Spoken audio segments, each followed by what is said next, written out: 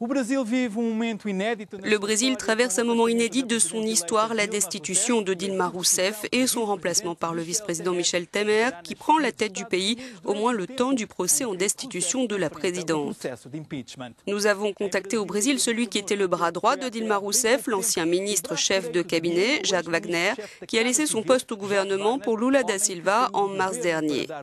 Jacques Wagner, bonjour. Est-ce qu'il y a un coup d'État au Brésil ? Effectivement, ce que nous vivons au Brésil, c'est un coup d'État.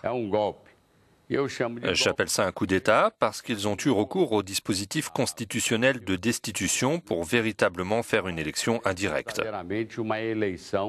Le monde a assisté aux sessions de la Chambre et du Sénat sur la recevabilité de cette procédure et personne ou très peu de personnes ont parlé d'actes criminels parce que la présidente n'a commis aucun crime. Donc, ils ont utilisé ce dispositif constitutionnel contre quelque chose de sacré en démocratie, une élection par les urnes, pour tenter artificiellement d'usurper le pouvoir à un président élu par 54 millions de voix. Depuis la fin des élections, ils ont tout fait pour tenter de les annuler et d'organiser cette espèce de troisième tour de l'élection. Ils ont remis en question le scrutin, puis la légitimité de la campagne présidentielle, en allant jusqu'à la Cour suprême fédérale. Et pendant 18 mois, ils ont fabriqué de toutes pièces cette destitution, cherchant des raisons qui n'existent pas et qui n'existeront pas pour la dépouiller de son pouvoir. Y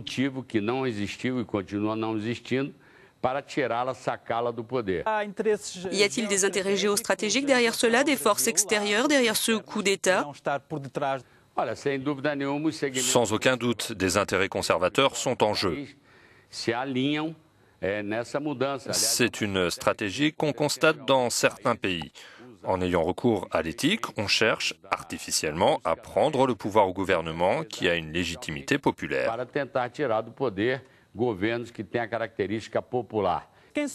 Qui sont ces mouvements conservateurs externes? Pourrait-il s'agir d'un pays en particulier ou de plusieurs pays? De toute évidence, il existe des forces conservatrices aux États-Unis, en Europe et même en Asie qui préféreraient un autre type de gouvernance en Amérique latine. Parce qu'en Amérique latine, pas seulement au Brésil, on a vu l'avènement de gouvernements populaires qui ont été systématiquement attaqués. Je préfère cibler d'ailleurs les secteurs conservateurs des marchés financiers qui, dans le monde entier, s'opposent aux mouvements sociaux et aux gouvernements à caractère populaire ou progressiste.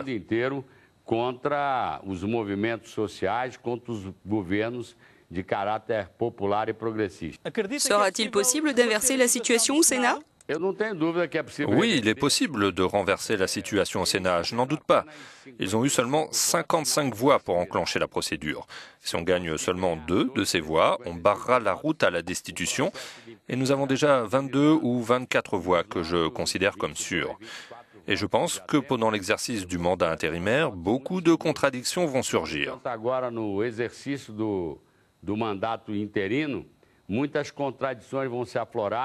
Je suis convaincu qu'avec les mouvements sociaux dans la rue, plus ce mouvement au Congrès, nous avons tout pour échafauder le retour de la démocratie et que Dilma Rousseff puisse reprendre son mandat. Plusieurs pays et organisations d'Amérique du Sud ont réagi négativement à l'évincement de Dilma Rousseff. Croyez-vous que l'Union européenne devrait avoir la même attitude ? Je crois que tous les démocrates de l'Union européenne et du monde entier doivent s'inquiéter quand, dans un pays comme le Brésil, une des plus grandes démocraties du monde, survient un processus qui n'est pas transparent, un processus de destitution artificielle. Je crois que c'est une source de préoccupation pour nous tous. Et en interne, nous allons continuer à résister et nous comptons sur la solidarité internationale. Muito obrigado, Dr. Jacques Wagner. E até uma próxima oportunidade. Abraço. Obrigado.